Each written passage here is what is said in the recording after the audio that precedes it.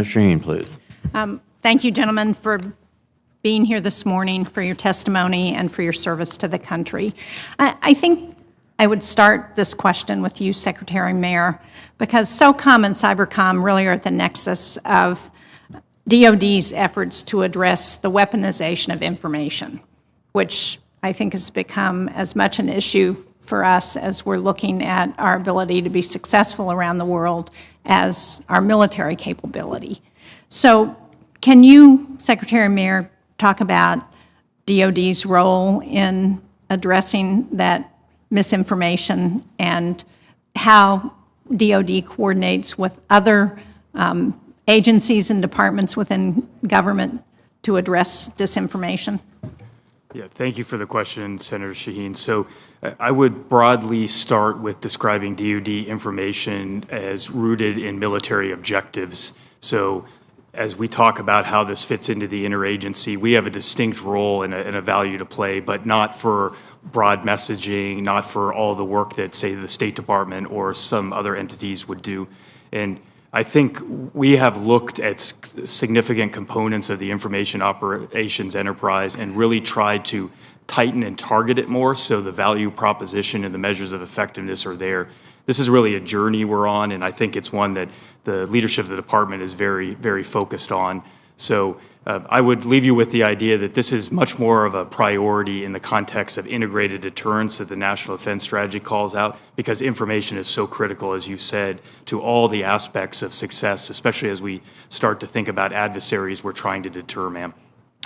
So as you think about our efforts to recognizing, you're saying that we're trying to be more focused in how we address information at DoD, but clearly what happens at state and in other government agencies affects what DoD does. So are there policy changes? Are there resources? Is there coordination that should be done that we should be thinking about?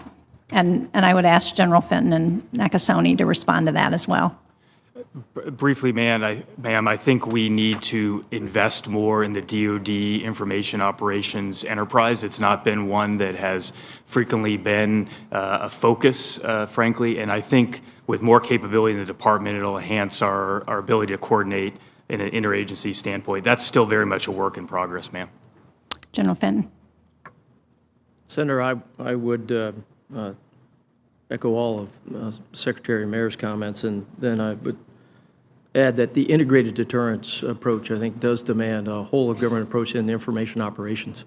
And SOCOM is one part of that in the department side, but we also coordinate with other agencies of the government to ensure that we're integrated, and that folks know that the SOCOM piece is a traditional military activity.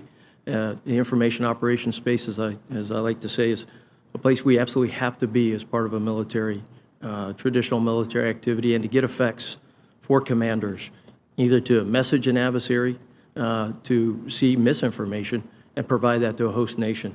So, Senator, I think our key message to the SOCOM enterprise as we move forward is we remain aligned with the department, and certainly as part of the whole government approach, it's a key part for us.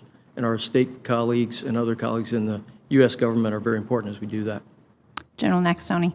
Senator, begins overseas. We're very familiar on how to do these operations. We've seen it in the elections. We've seen it with Russia, Ukraine. We've seen it with Iran. The same actors that are interfering in our elections are the same actors that are doing influence operations. We go after them. This is what persistent engagement is for U.S. Cyber Command and the National Security Agency. We find them, and we continue to ensure that we understand exactly what they're doing. We examine their tradecraft, and then we share it with a series of different partners.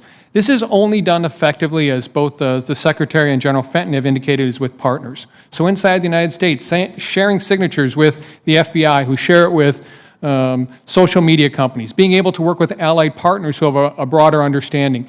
But then I think it's also with, how do you bring the totality of our government against them, whether it's State Department, Treasury, FBI, being able to go after them. The one thing we've learned, though, in this is that they never go away. They're always there, and you always have to be persistent. So the fiscal year 20 NDAA tried to better focus the department's efforts on information operations and it established a principal information operations advisor and asked the Secretary of Defense to conduct information operations and required a strategy and posture review that was due more than a year ago.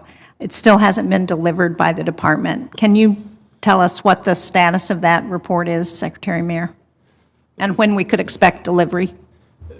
Senator, yes, we understand both the strategy and the posture review are overdue. They both are now in senior level coordination, so above my level, they pass through my review. So I would expect in a matter of weeks they would come to you.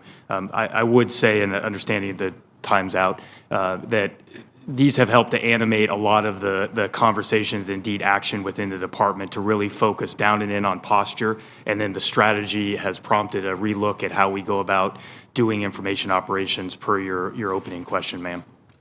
Thank you. So I should assume we would have it by maybe the end of April? That is our intent, yes, ma'am. Thank you. Thank you, Mr. Chairman. Thank